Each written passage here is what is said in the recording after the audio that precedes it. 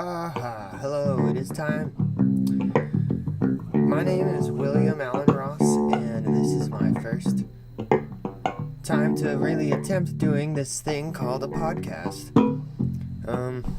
Honestly, I've never tried anything like this before, but I know that there's a certain amount of things in my mind that I'd like to work out, so with that in mind, I guess I'll just dive right in.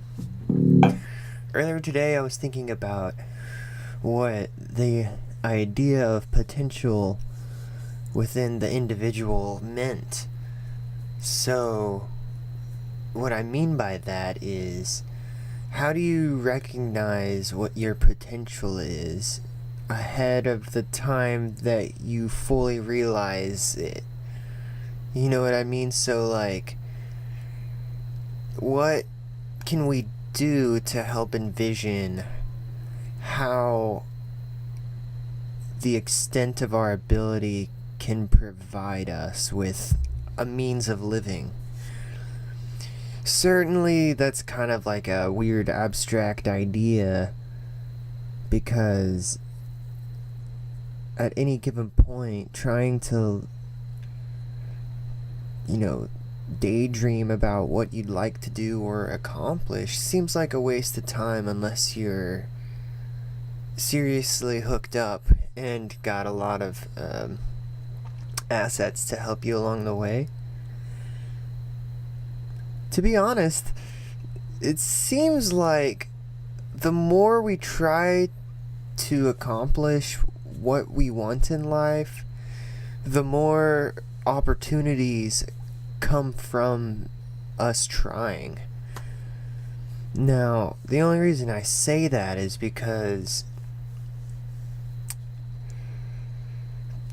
I've had a few experiences of live painting that have really given me some insight over the last 3 years as to what kind of steps you can take in society to try to not only accomplish a small short-term goal for yourself, but also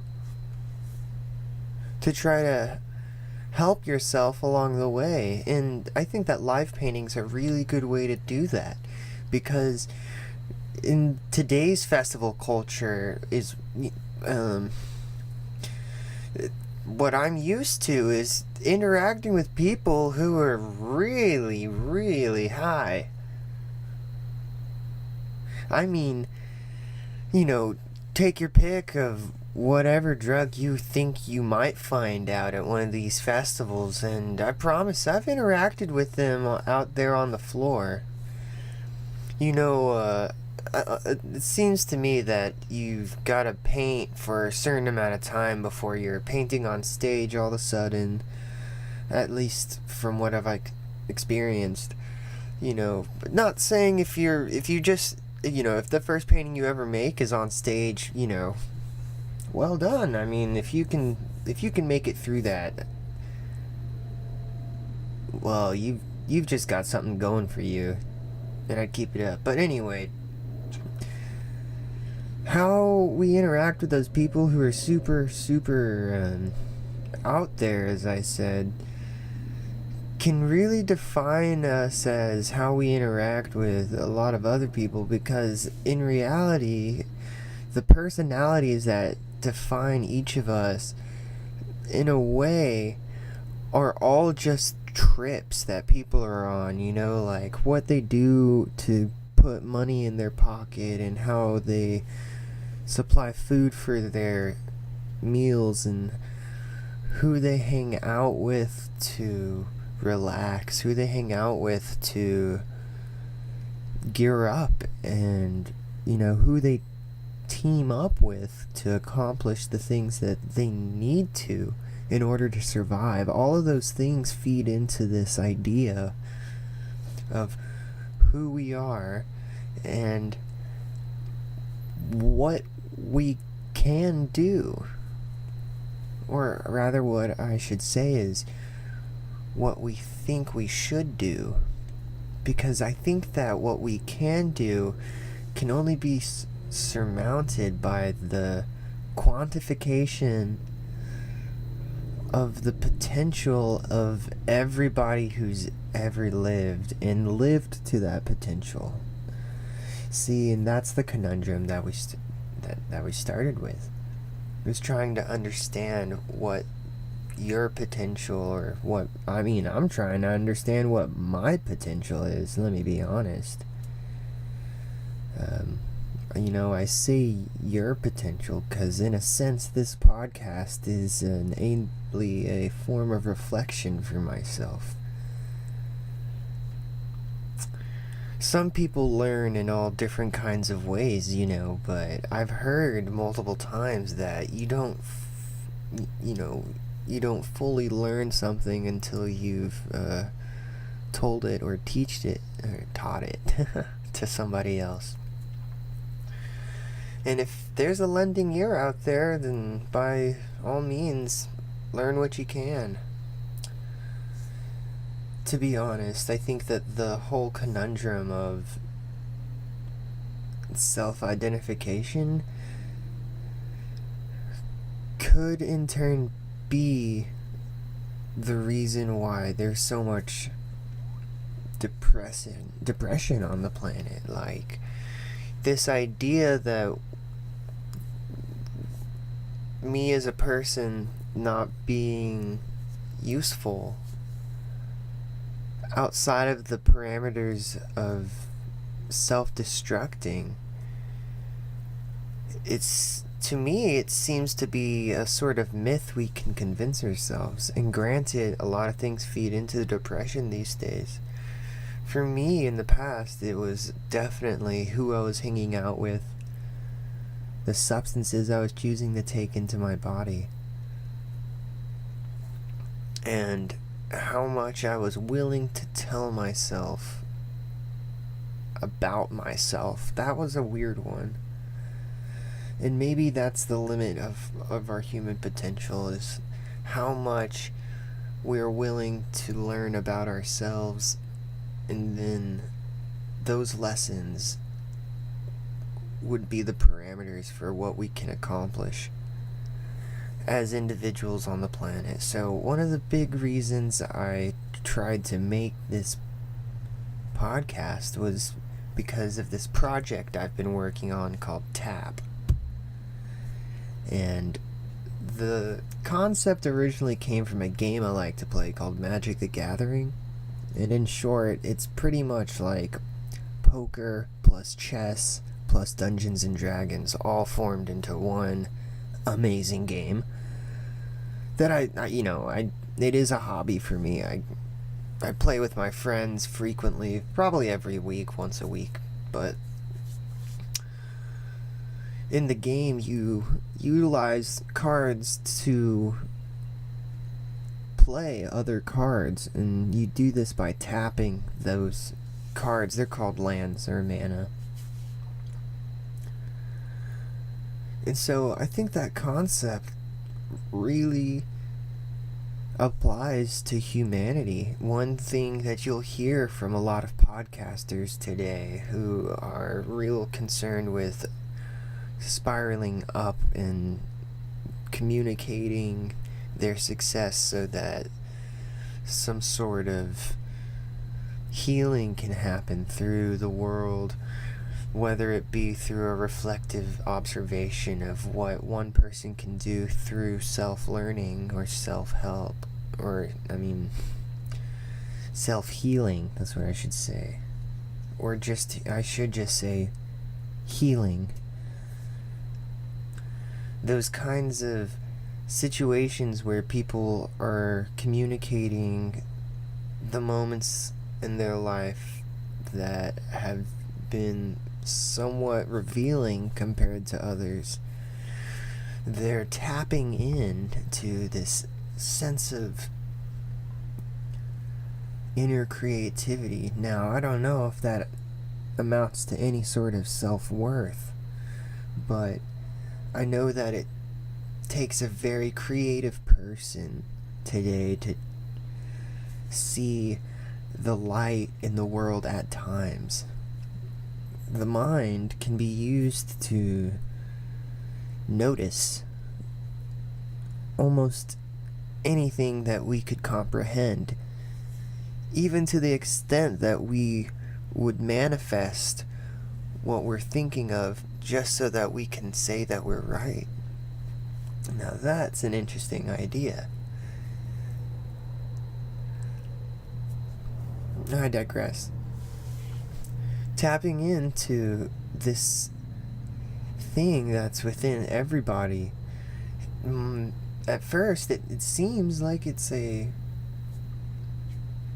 hard thing to do.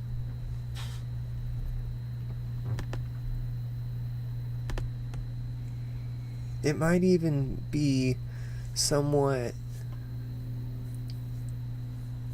confusing as an idea for a lot of people, and I'm sure that there's some people out there that are listening to what I'm saying, and you've got all the words in the world for me, but if you would just hear me out, I think that maybe we could find a common ground at the end of this conversation. With myself.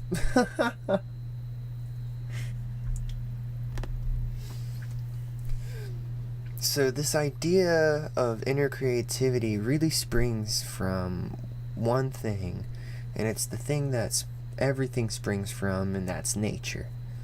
Nature, if you believe in God or not, is what spawned all of life as we understand it or are unaware of.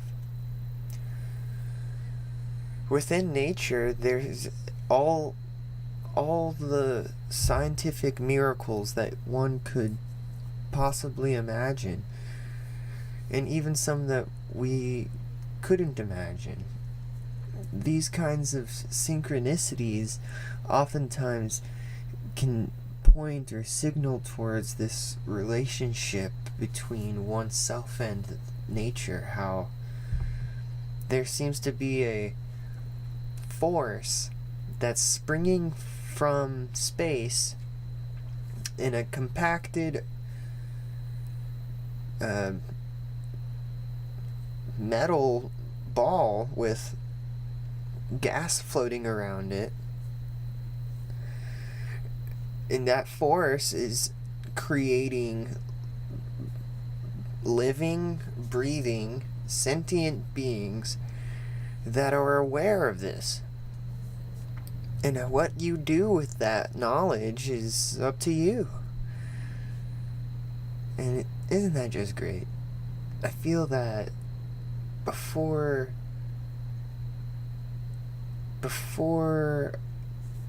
I decided that I wanted to try to create art as much as possible, I didn't see all the options.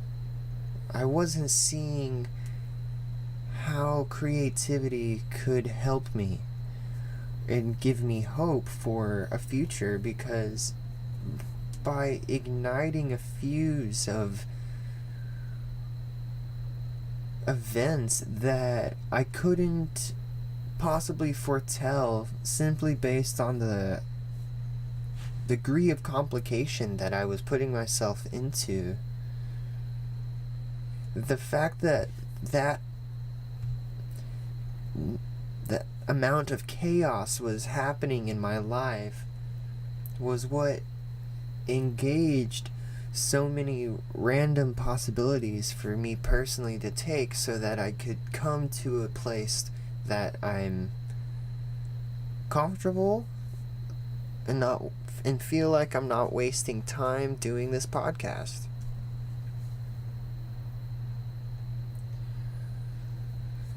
Now, in the past, I've had a lot of struggles, and a lot of it had to do with drugs and hanging out with wankers, nincompoops, knuckleheads, shysters, thieves, blabbermouths,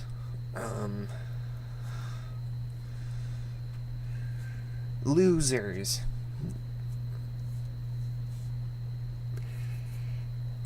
Truly, I was not going in a direction that, from an outside perspective, seemed to be a good one. Now, I was truly in a downward spiral.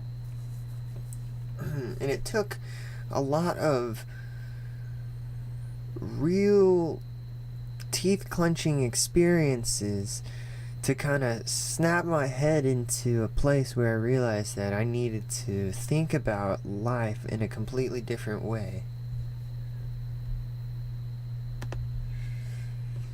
The concept of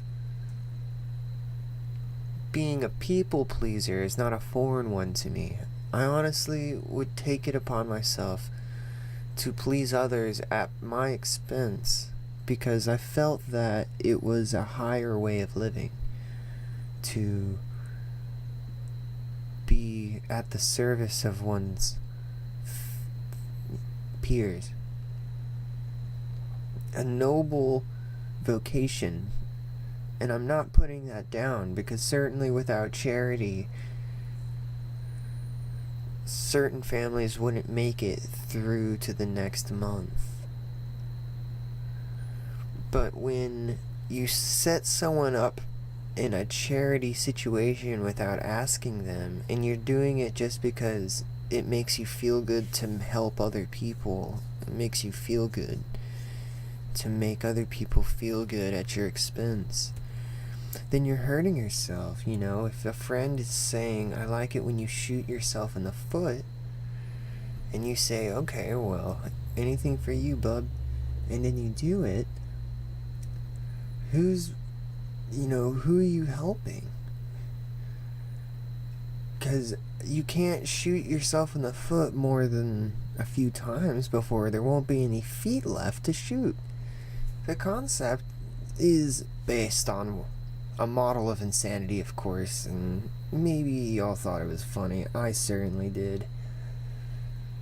But that's not really the point.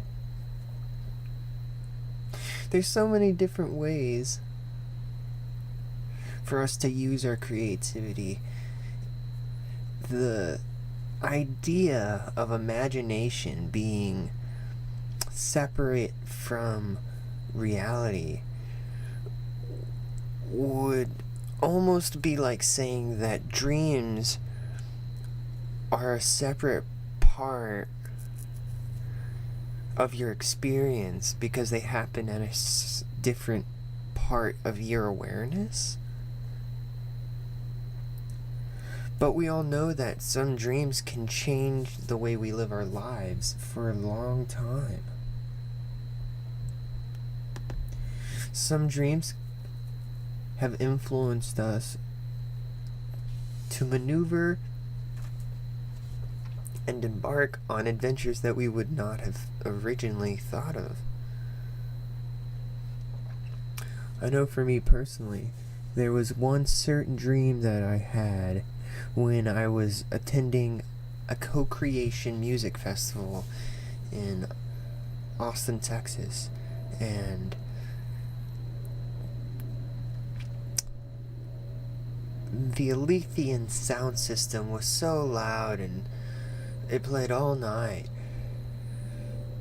This music called psytrance music, which is it's just very high tempo music that it takes a good, you need a healthy stomach for it, you know. It's an acquired taste for sure. It's definitely the goat cheese of musics, I would say. You know, like, there's some people out there who are just, they're apple cider vinegar fanatics. Well, those people remind me of my psytrance friends, because it's like religious levels of substance intake. Sound levels are to the maximum when the psytrance is playing. And at this festival, my tent was right behind the sound system, and I'd been painting for, I don't know, 14 hours or something. And I decided that it was time to go to bed, but there was no way I could go to bed because of the raging psytrance or pulsing and pumping psytrance. So somehow I decided that if I had a dream that I was at a festival painting, then the sounds of reality would sync up with my dream, and I'd be able to get some shut-eye. And so that's exactly what happened. I went to sleep. I began to have a dream that I was live painting at that festival, and the music synced up. But that dream didn't end when that festival was over. I kept having that dream for about a year, and things got really intense because at certain points of my life, I would be live painting in reality, and then getting sleepy and saying, oh man, well, I think I'm gonna go lay down, fully knowing that I was about to just go start live painting again in my dreams. And thinking back on that, I wonder if painting in your dreams or doing activities that you want to get better at in your dreams can actually increase the time that it takes you to get better at said activity. Because technically you're doing it for twice as long, right? Well, it just adds up, and, if you're dreaming for 8 hours but experiencing 16 hours within an 8-hour time frame, and then you're painting for 10 of those hours, and then you wake up, you just experienced 10 hours of painting in 8 hours. And that's real. That experience that you take from that dream is real because you can harness that and apply it to real life circumstances. You can have a dream about a painting and then wake up and go make that painting. That's a possibility today. And honestly, I think that the closer we get to feeling comfortable to do that kind of stuff, the more we'll unravel what this era needs as a culture.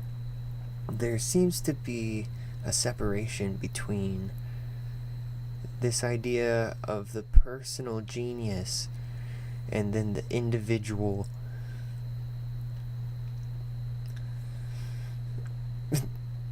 somehow genius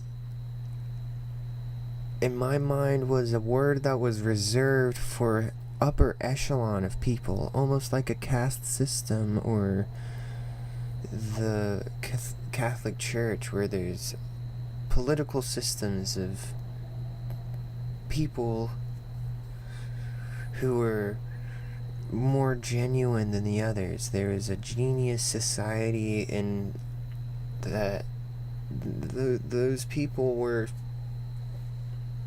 somehow unreachable or secret because they never want to hang out with anybody or something like that. But as I grow up, I'm beginning to realize that the way that we begin to live our lives more genuinely unlocks this inner creativity that I'm talking about tapping into. The existence of potential may be the only thing that pushed me through the day at a certain point. My art wasn't really good all the time. I'll be the first to admit it. It's not the best right now. I know I'm still working on it.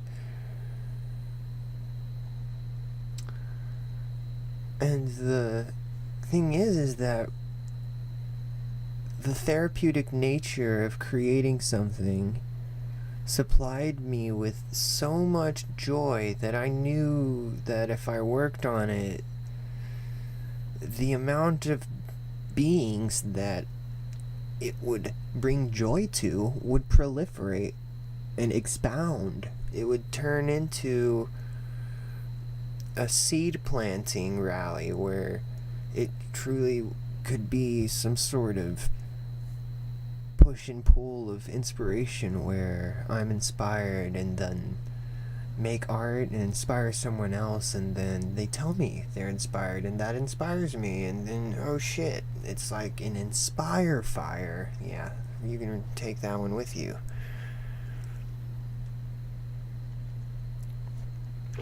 This kind of creativity that I'm talking about, this inspiration loop,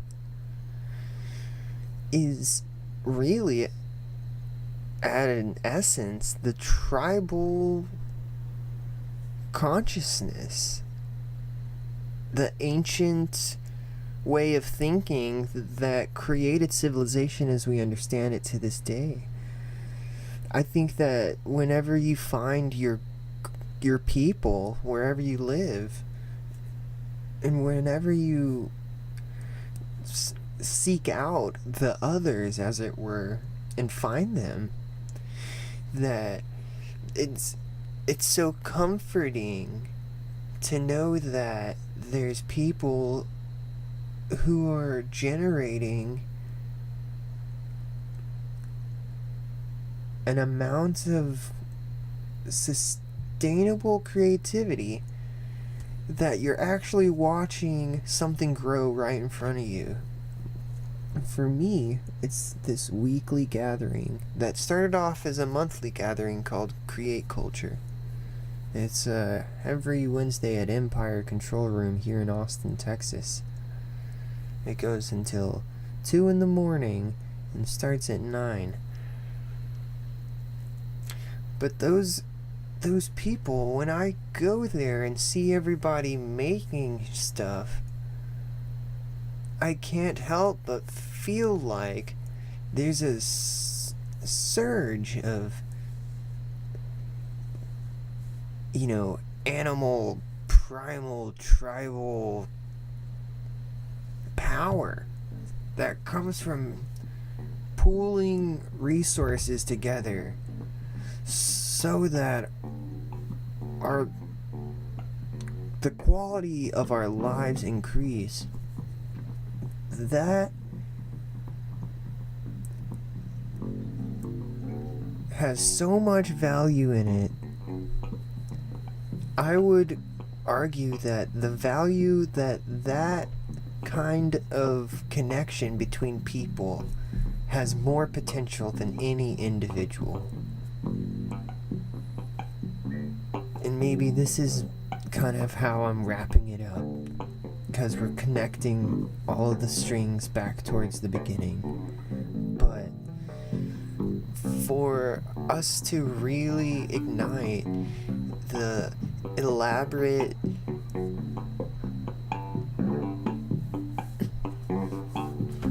gestations of what society can really provide us, it's important to really engage a community.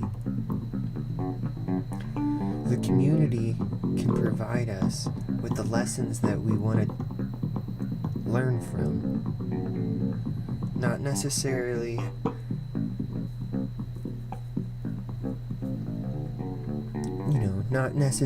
take from, because we want to provide back towards the community and not just take from it, but maybe the more that we can connect with the people within our vicinity, then merely through proximity, the spirit of genius can spread from head to head.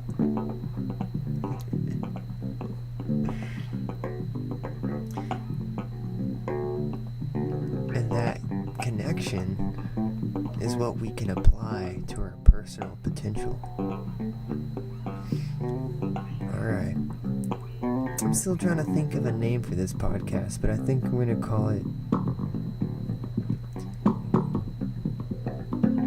Tap In Podcast. Episode 1. I'm your host, William Allan Ross. It's been a pleasure. Thank you for listening. I hope to bring you episode 2 very soon. Blessings. Tap in. Open up. and art on, my friend. Toodles.